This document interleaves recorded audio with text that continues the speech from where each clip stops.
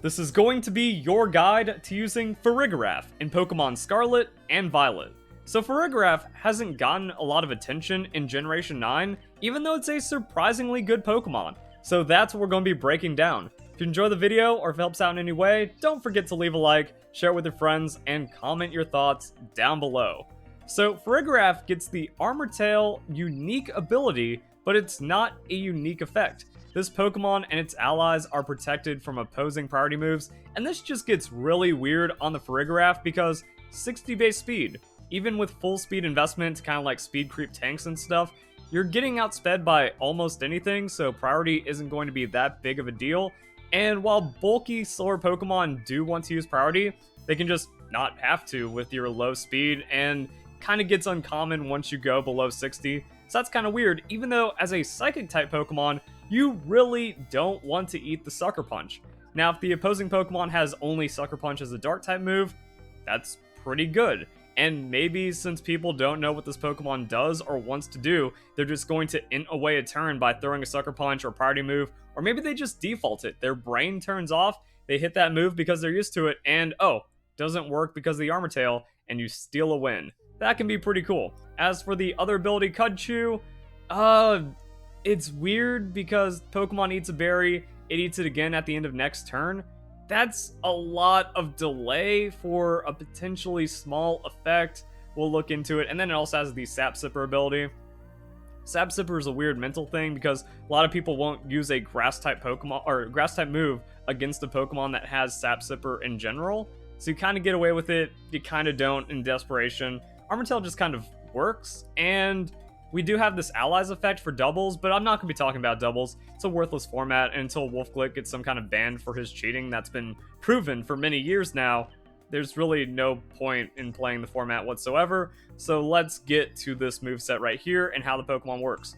110 on the special attack. Modest nature means we're gonna be doing some good damage, especially with the choice specs and our coverage. And that's kind of my idea here, that this Pokemon plays like the Glimmora, but Glimmora is just better, has about the same amount of bulk, has way more damage. Like, modest specs Glimmora can just surprisingly one-hit KO a lot of things with its stab moves, and then can Terra into even more craziness.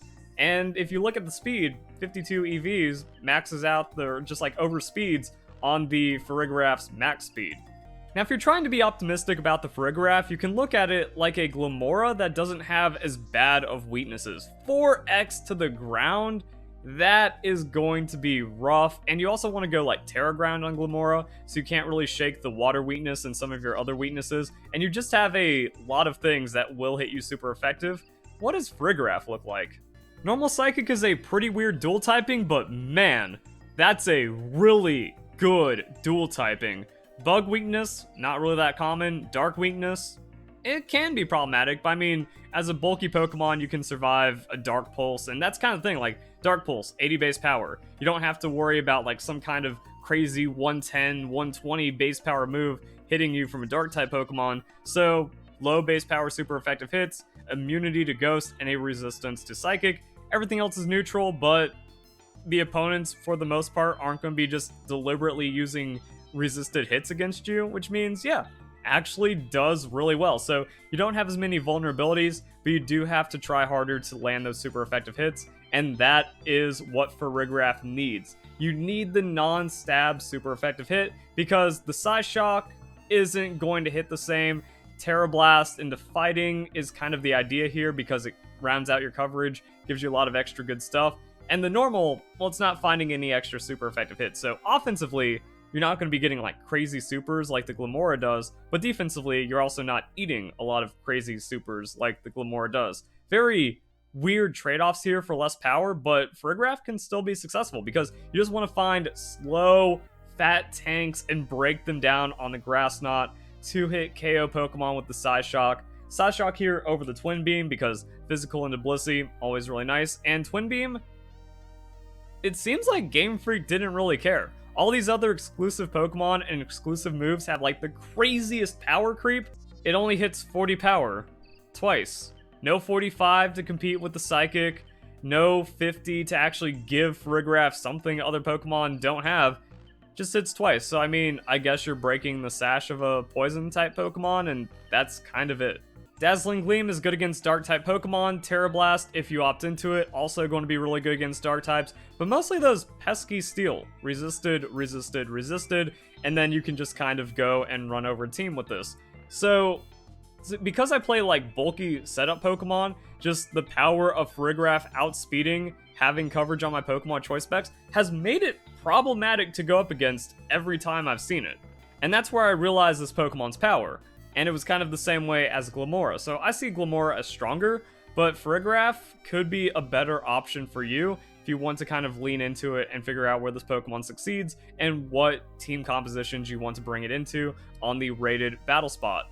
Now, what about the Cudchew? How do we make this work? What weirdness does the Pokemon get? Gets pretty weird. So we have Wish Protect, which combos pretty strong into the Cudchew with a Citrus Berry. So it's like we're getting a delayed 50% heal on top of the delayed 50% heal with protection. And 120 hit points, good. 70 defense, not good. But if you max out defense, give it that bold nature, now we're like a tanky Pokemon, and we just keep on sustaining. And if you set up a Calm Mind or two, now special attackers can't damage you. You're a 3-hit KO to most physical Pokemon. Oh, you're actually going to set up, and then you're going to wreck on a stored power. Now, obviously, Dark-type Pokemon are not good, but there's ways of playing around that if you're going for like a triple setup into mono move usage. Maybe there's some other things you can do, just put in a move that is not going to be immune in any way. I haven't had too much success going like, oh, you Dazzling Gleam on top of the Terra Fairy typing, because then a Steel type comes in, and now you're gaining weaknesses you really didn't want to have. And even with a couple of Calm Minds, a Nasty Plot Make It Rain from a Golden Go is going to be super threatening against you.